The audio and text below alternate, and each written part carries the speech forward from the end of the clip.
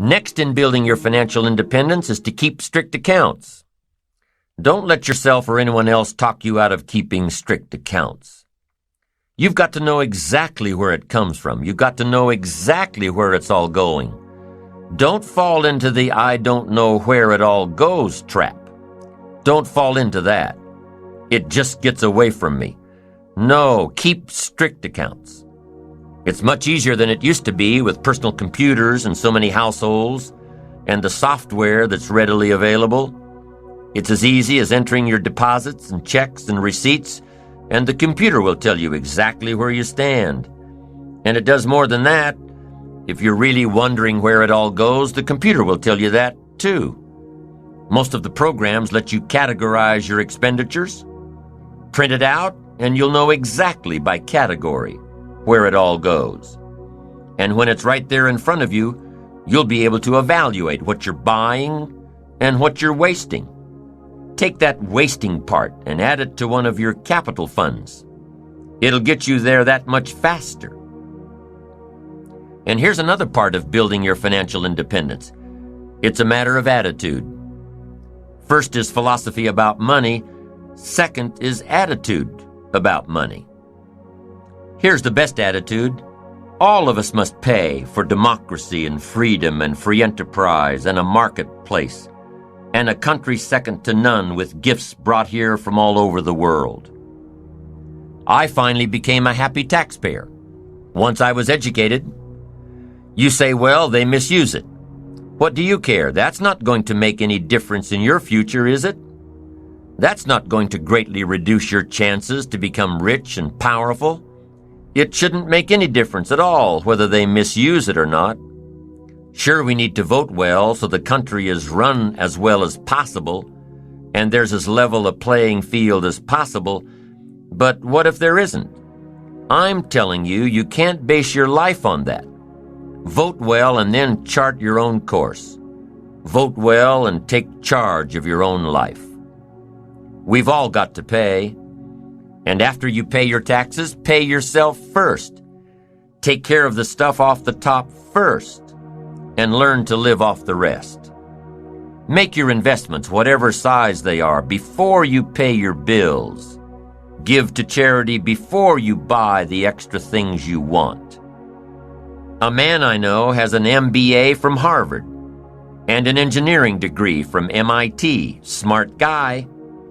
Semi-retired now and doing what he likes best, teaching. He teaches college courses in economics and business planning. But when he teaches economics, he also teaches personal economics.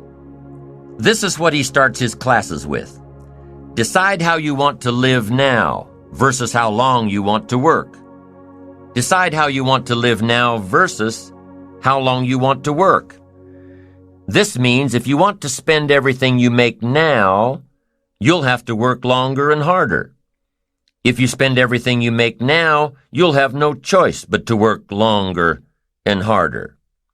But if you start investing in your financial future now, you'll have the choice between retiring early or traveling more or continuing your career or starting a new career later in life. Once again, it all comes down to choices. Think tomorrow today and live better tomorrow. Here's the next thing to think of when you're planning your economic future. Be careful with your credit cards. Selling money is big business. You probably get invitations in the mail to sign up for a new credit card a couple of times a month. Having some credit cards is important, especially if you travel. It's safer than cash. It's easier to track than cash. But be careful. I know that's hard. When you buy something with a little piece of plastic, you don't feel the effect until you get the bill. So make sure that whatever you buy, you're still happy with your purchase after you get the bill. And be careful with credit. It's the easiest way to get into debt. Go into debt strategically, not habitually. If your business is high risk, if you're an entrepreneur whose career requires a great deal of risk and a great deal of strategic debt, keep the debt in your business and out of your personal life. I know this one's hard too.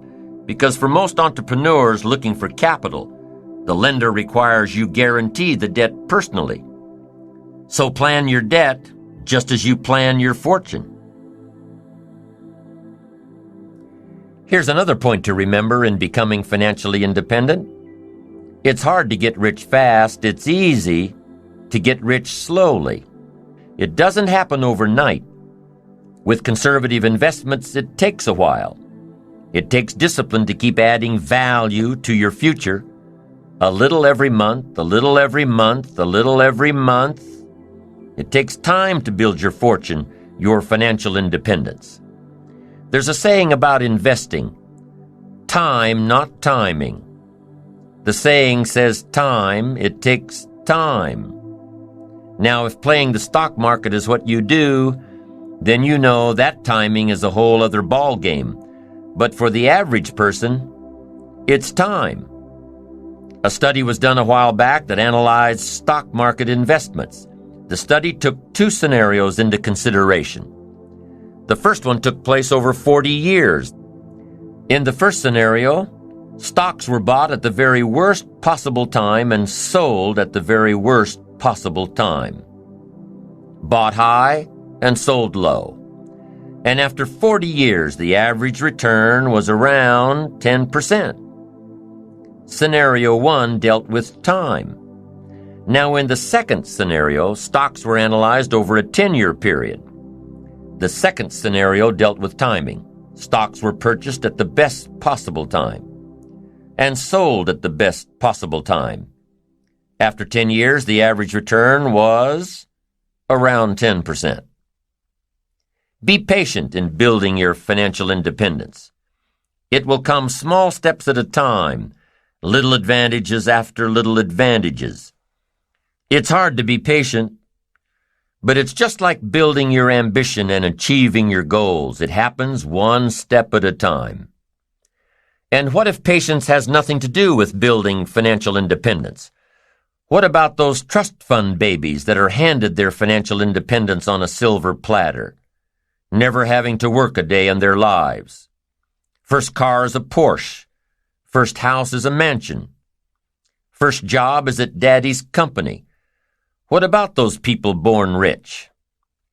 Some guy says, "It isn't fair that I'm working like crazy all day, all week, all month, all my life. It just isn't fair. I'll never have that kind of money." Well, some things aren't fair. Inheriting money. But what does that have to do with you, really? If your goal is to have greater financial independence than some of those you know, then you'd better start working harder and smarter on your goals, your own visions, and stop pondering what's fair and what isn't. Start examining what's keeping you back instead of what's keeping them ahead. Start looking at what you're doing. Start looking at you instead of it.